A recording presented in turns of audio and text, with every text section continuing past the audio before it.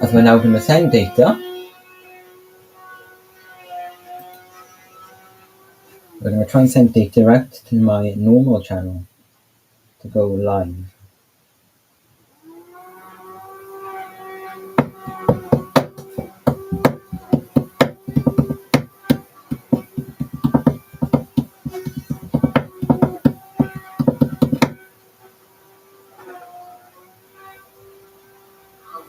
We're getting ready. We're getting ready for the last round of the exam. This middle part here, I see it so many times. Do not underestimate how important this part is. I've said this in the language people. So, we're back with each other now, and we'll be looking now at the stream for the NASA ISS tracker stream to see where the ISS is right now. And do not leave our channel because it's high definition that we're going to be showing you. Do not leave our channel, as it's very important you stay here to track the ISS with us. So, this is the Space Channel. Hi Jess, love to see you in the channel.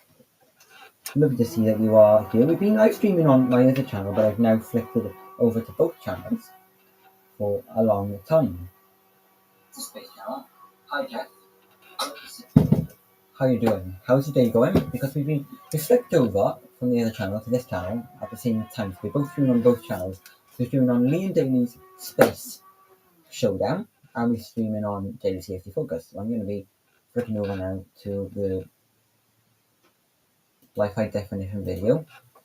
Put a thumbs up in the chat, or put the letter O in the chat if you want to see the high definition video cameras from NASA of the ISS space station. Thumbs up in the chat, or put a letter O in the chat if you want to see the live high definition views of the International Space Station official NASA stream. Because this is the space, this is what we're doing it about space. When I go live on that channel, I will show all of it on my channel, I'll show some of it on my channel, and then all of it will be on the Lee and Daily Space Showdown. If you're still watching, put a letter O in the chat if you want to see the NASA camera for the ISS space station. If you're still in the chat, put an O if you want to see. Put hi again, or thumbs up or O in the chat if you want to see the ISS space camera.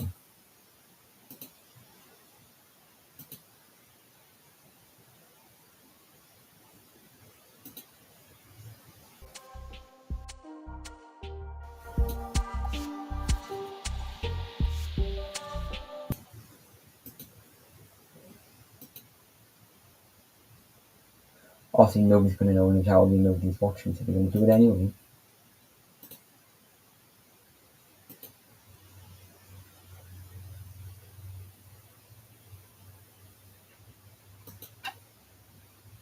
Targeting for landing. Thank you. Yeah, we have a number of landing opportunities. The first one would be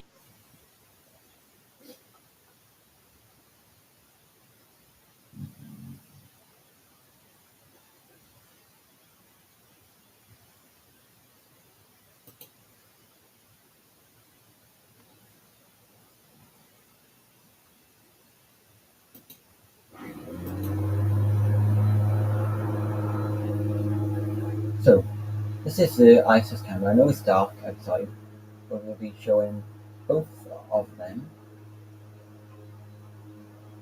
at the same time so we can track the ISS. So let's track the ISS. And I've got to turn myself off. We'll see you when I come back.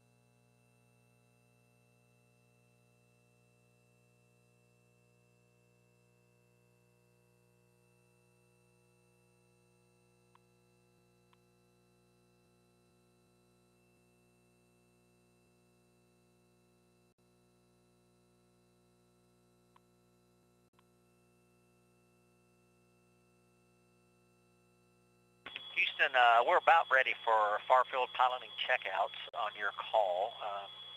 So let us know when we're ready to power the camera and start.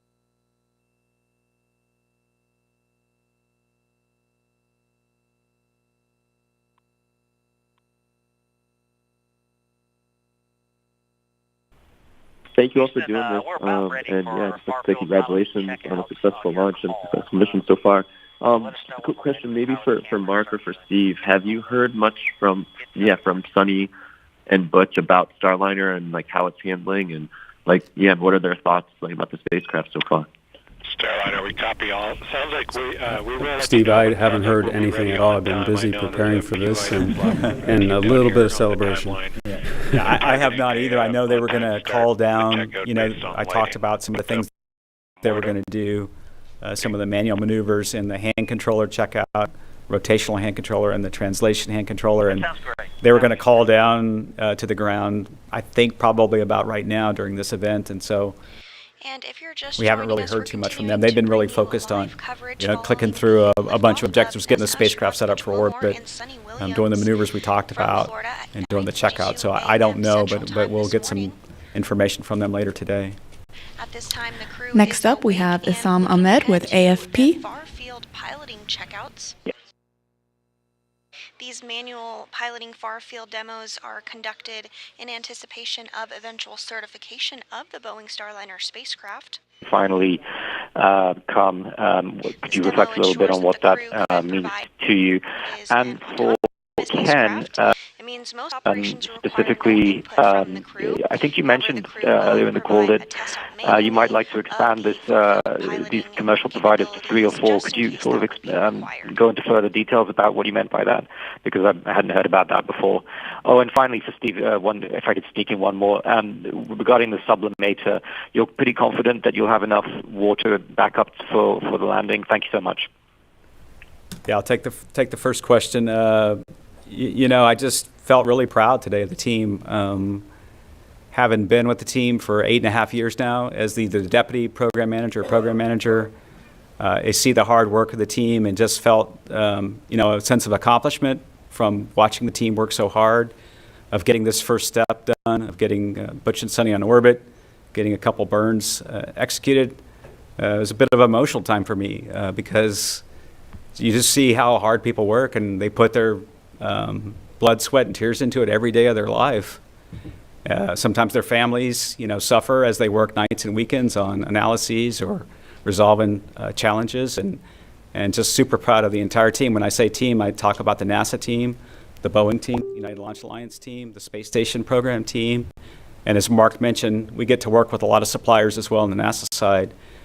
These people are committed to human spaceflight. They know how hard it is. They know what it takes. And I was just super proud of the team.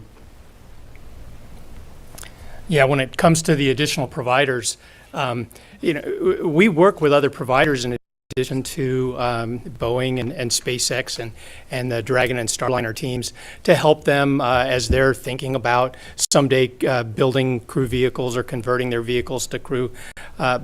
But we don't have any procurement in place to do that, nothing where we're going out trying to buy additional services at this point.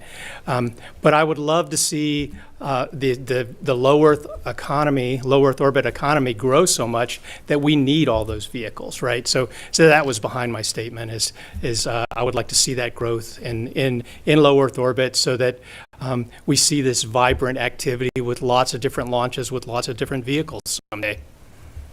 I think there was a second question.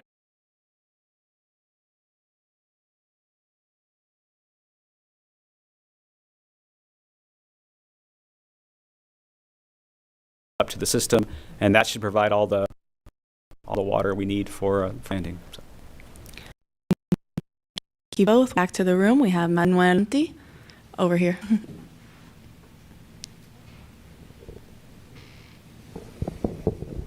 Thank you, Tony. Manuel Masanti, Exploración Espacial. Question for Mark. I understand that Boeing has 2 operative capsules right now, Calypso in orbit and another one preparing for Starliner 1.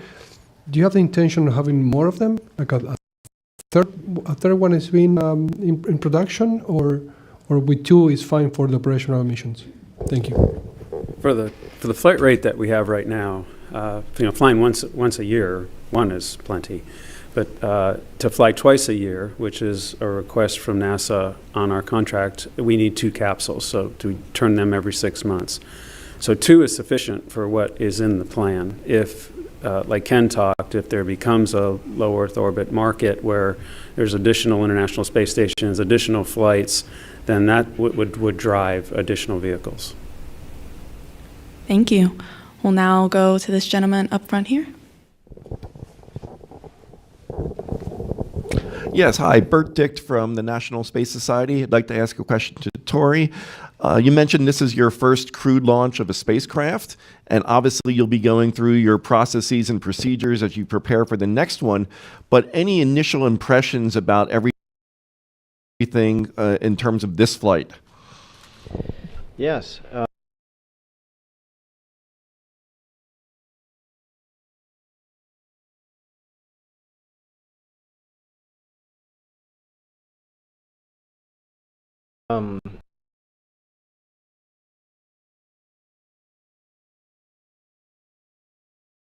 That they took no shortcuts, and throughout this process we kept focused on Sonny and Butch, because that is a more precious payload than we have ever flown before. So yes, like the Starliner team, like the NASA team, every mission is followed by hot wash and lessons learned and improvements going forward. Thank you, Tori. Next up, we have this lady right here up front. Gina Sinceri, ABC News. I'm not sure who would know the answer to this. Did Butch and Sonny say anything on the ride up to you, or any response? Sorry, who was the question for? Did Butch and Sonny say anything? Is that what your question? Right. Did you get any feedback from them on the experience going up? I didn't copy anything on the comm loops. I mean, they were professional test pilots on the way up, looking at the various abort boundaries and looking at the systems. And, you could tell they were excited and ready to go. We heard their remarks before they lifted off. And so, no, I don't think they said much. I can imagine their faces when they got in orbit and, in 0G, and just imagine how excited they were congratulating each other to be in space. And after participation in this whole development of Starliner. So my guess is they never lost their smile. Yeah. They did congratulate Tori for becoming part of the Human Spaceflight Club, which I think we need to cut his tie or something. Yeah, that's true. Yeah. Thank you. We'll now go back to the phone. We have David Denault with About Space Today.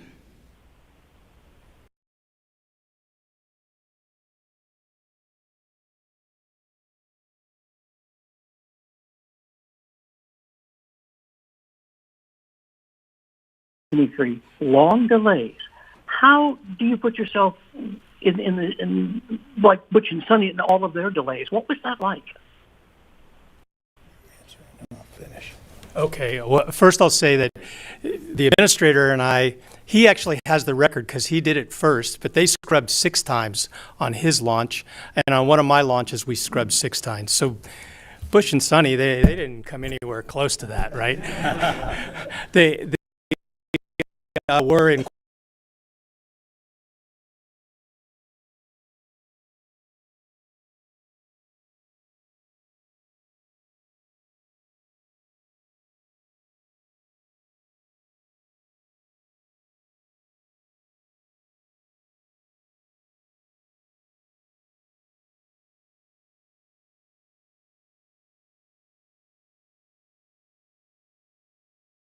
quarantine probably longer than I was because of the distance between their scrubs. But what I found with each one of my scrubs was we were a little more relaxed, a little more prepared, and we got a little more rested, and we were really good at strapping in by the time we got a few under our belt. I don't know. What about you, sir? Same thing. At least the weather was not a concern for the 3 times on Starliner. The weather certainly played a big part with regard to some of our scrubs.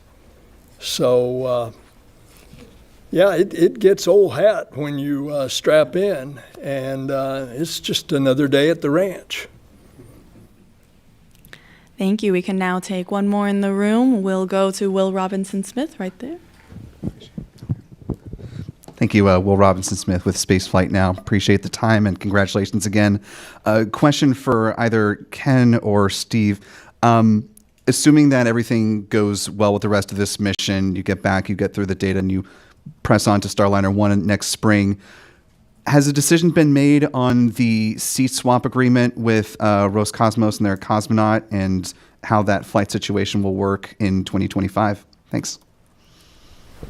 Well, on the seat swap agreement, I'll talk about that, and Steve can talk about the other part. Our Russian colleagues want to get more data and see how this mission goes, and then we'll talk with them. They've said previously that they want to see 3 crewed flights before they're ready to do a seat swap.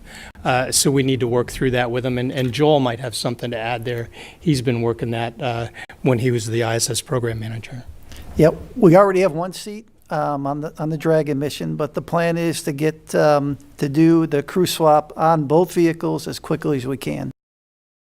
And so, as Ken said, we'll be watching this mission, taking lessons.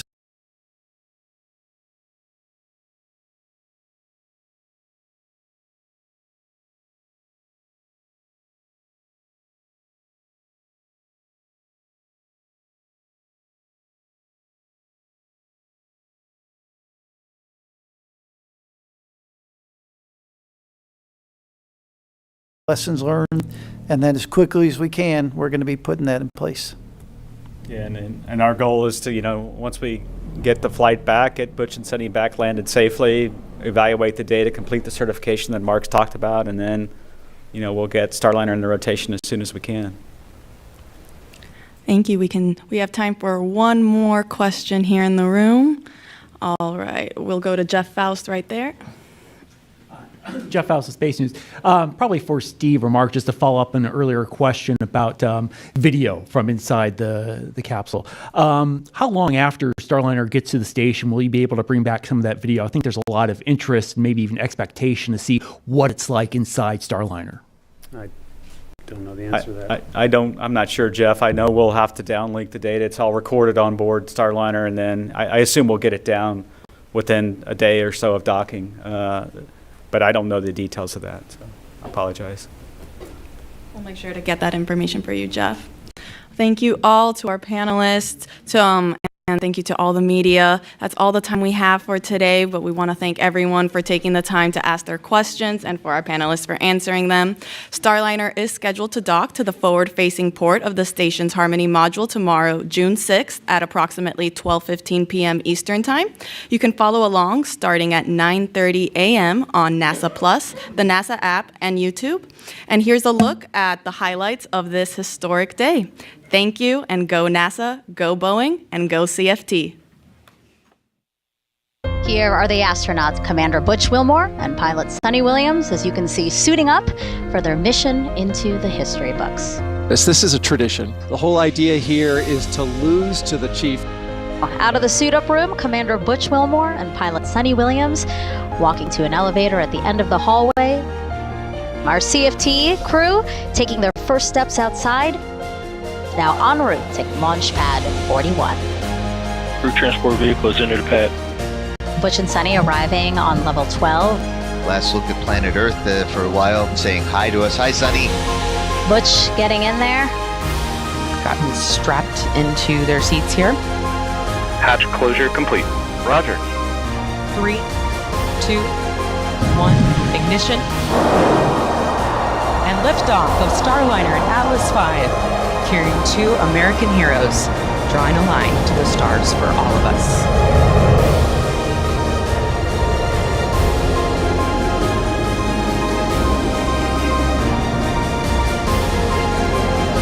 Commander Butch Wilmore, they're calling down to Mission Control here in Houston that the spacecraft has begun rolling into right attitude for its ascent, and Guidance Navigation and Control Officer here in the room seeing good data on that.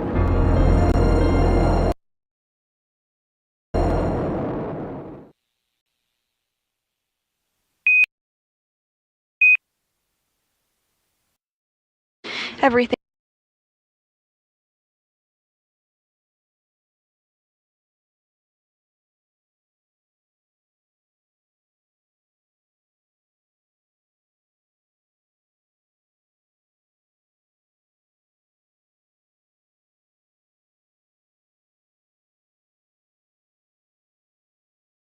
Everything continuing to go smoothly now over 2.5 hours into today's mission.